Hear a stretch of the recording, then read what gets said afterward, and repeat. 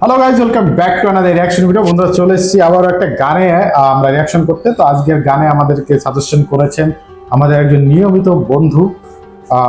তো উনি অনেকদিন ধরেই আমাদেরকে সাজেস্ট করে যাচ্ছিল, কিন্তু সময়ের কারণে আমরা করে পারছিলাম না। তো আজকে আমরা সেই গানটা করতে যাচ্ছি রিঅ্যাকশন, এবং তোমরা অলরেডি বুঝতে পেরে গেছো আমরা কোন গানে যাচ্ছি রিঅ্যাকশন করতে। তো বন্ধুরা, তারপরে বলে দিই আমরা গানটা, যে গানটা আমরা রিঅ্যাকশন করতেছি সেই গানের টাইটেলটা হচ্ছে বিদেশ গিয়া বন্ধু তুমি। গানটা গেয়েছেন সাবিনা ইয়াসমিন ম্যাম, এবং মুভির নামটা হচ্ছে রঙিন উজান ভাটি, এবং কাস্টিং এ আছেন শাবনূর এবং অমিত হাসান। আর বন্ধুরা, গানটা আমরা নিচ্ছি SB movie song YouTube channel থেকে। অরিজিনাল গানের লিঙ্ক ডিসক্রিপশন বক্সে পেয়ে যাবে, ওখানে গিয়ে তোমরা গানটা দেখতে পারো। এবং গানে যাওয়ার আগে তোমরা যারা আমাদের চ্যানেলে নতুন ভিজিট করেছো, অবশ্যই আমার চ্যানেলটা সাবস্ক্রাইব করে যেও পরবর্তী নতুন আপডেটের জন্য। এবং যারা অলরেডি করেছো তোমাদের অসংখ্য ধন্যবাদ। এভাবে পাশে থেকেও ভালোবাসা দিও। আর আমাদের ইনস্টাগ্রাম এবং ফেসবুকের পেজের লিঙ্কটাও দেওয়া থাকবে। আমাদের বাইসাল যদি আমাদের ভিডিওটা ব্লক হয়ে যায়, তাহলে তোমরা ফেসবুকে গিয়ে ফুল রিঅ্যাকশন তোমরা দেখতে পাবে। তো চলো বন্ধুরা, বেশি কথা না বাড়িয়ে আমরা গানের দিকে চলে যাই। গানটা কেমন দেখা যাক।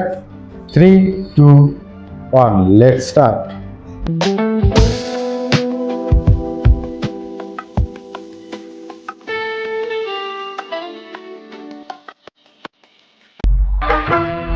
নৌকা।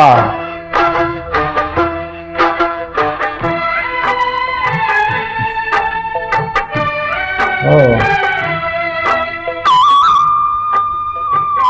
একদম পিওর দেশি।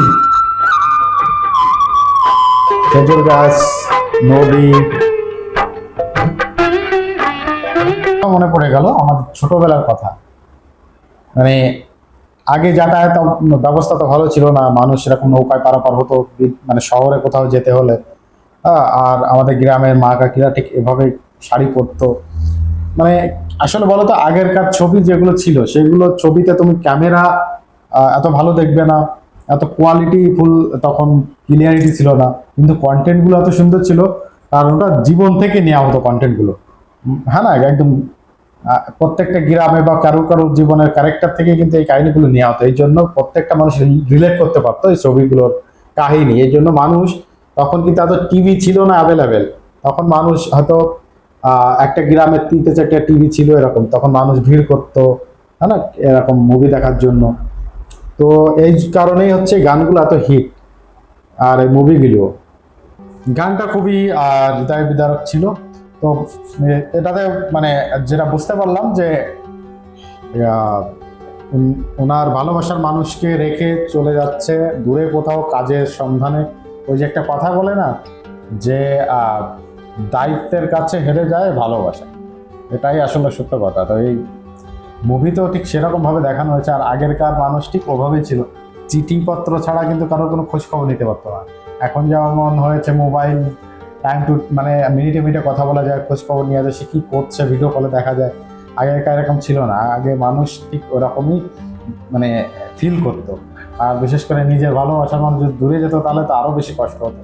কারণ বছর বছর 6 মাস কোনো তার সঙ্গে কথা বলা যেত না, সে বেঁচে আছে কি মরে গেছে এগুলো জিনিসগুলো বোঝা যেত না। এই জন্য এই মানে পেনগুলো শুধু তারাই বুঝতে পারবে যারা ওই সময় ওই জমানা ছিল, তারা।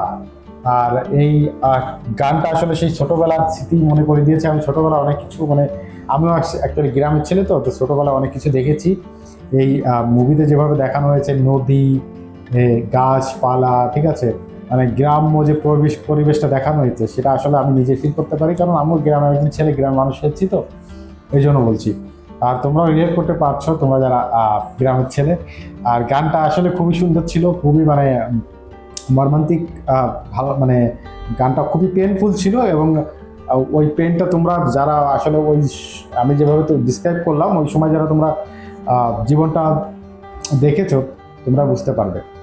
আর বিশেষ করে কথা হচ্ছে কি, যে এই গানে একটা জিনিস কম ছিল, সেটা হচ্ছে যে সাউন্ড কোয়ালিটিটা খুবই বাজে ছিল। অতটা ক্লিয়ারলি ভালো শোনা যাচ্ছিল না সাউন্ড কোয়ালিটিটা। এবং ভিডিওর কথা কিছু বলবো না, কারণ আগেরকার মুভি বলো, যেগুলোই বলো না কেন, ক্যামেরা কোয়ালিটি এত ভালো ছিল না। এই জন্য আপনার মানে ভিডিও নিয়ে কোনো কমপ্লেন নেই, শুধু গানের সাউন্ড কোয়ালিটিটা একটু খারাপ ছিল। যাই হোক, ওভারঅল গানটা খুবই সুন্দর লেগেছে। তো তো তোমাদের কি মতামত কমেন্ট করে জানাও। আবার দেখা হচ্ছে তোমাদের সঙ্গে নতুন কোনো ভিডিওতে। ততক্ষণ তোমরা ভালো থেকো, সুস্থ থেকো। Tata, bye bye.